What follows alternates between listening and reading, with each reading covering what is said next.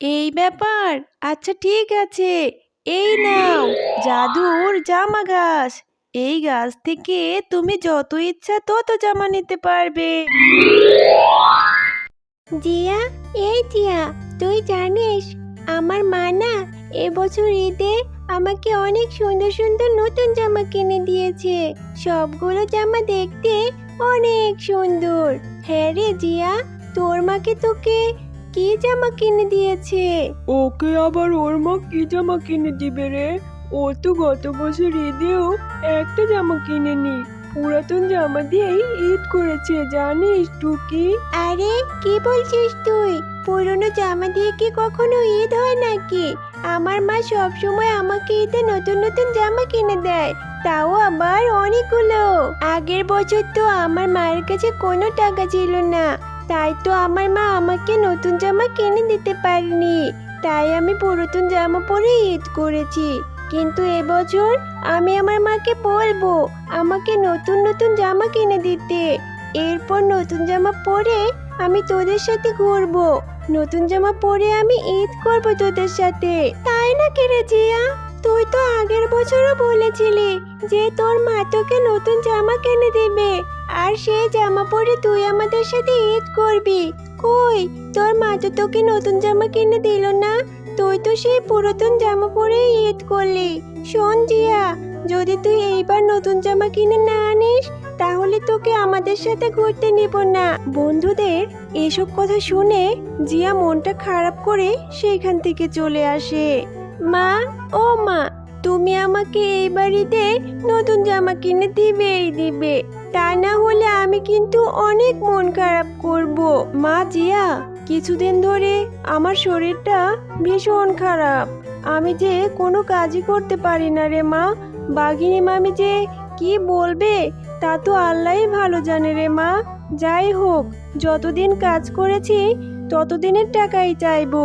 বাঘিনী মামি যদি টাকাটা দেয় তাহলে তোকে একটা নতুন জামা কিনে দিব রে মা। তুমি আমাকে কবে ঈদের জামা কিনে দিবে মা? ঈদের তো আর মাত্র 2 দিন বাকি আছে।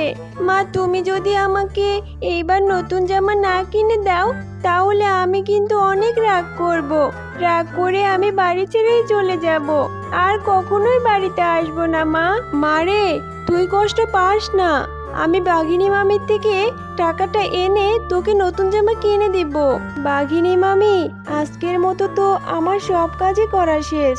বাঘিনী মামি, একটা কথা ছিল, আমি যে কদিন কাজ করেছি সে কদিনের টাকাটা যদি দিতেন তাহলে আমার খুব উপকার হতো।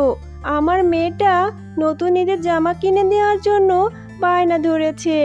আমার মেয়েটা রাগ করে বসে আছে বাঘিনী মামি, ও চাইছে এবার নতুন জামা পরে ঈদ করবে। ঈদের যে আর মাত্র 2 দিন বাকি আছে।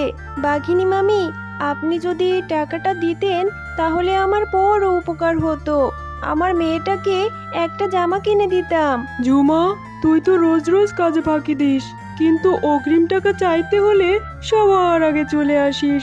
আজ কয়দিন পরে কাজে আসলি, আর কাজে আসতে না আসতেই টাকা চাইছিস? এটা তো রোজার মাস, ঈদের জন্য এমনিতেই অনেক টাকা খরচ হয়ে গেছে, অনেক জিনিসপত্র কেনা হয়ে গেছে, আর এখন তো হাতে আমার কোনো টাকা পয়সা নেই, আর ঈদের জন্য আরো অনেক কিছু কেনা বাকি রয়ে গেছে। তুই আমার আশা ছেড়ে দে রে ঝুমা শিয়ালিনী, তুই আমার আশা ছেড়ে দে রে ঝুমা শিয়ালিনী। আমি তোকে কোনো টাকা পয়সা দিতে পারবো না। তুই যদি তোর মেয়েকে জামা কিনে দিতে চাস তাহলে অন্য কোথা থেকে ব্যবস্থা করে নে, আমি তোকে কোনোই টাকা দিতে পারবো না রে ঝুমা। মা, তুমি চলে এসেছো? আমি তোমার জন্য কতক্ষণ ধরে অপেক্ষা করছিলাম।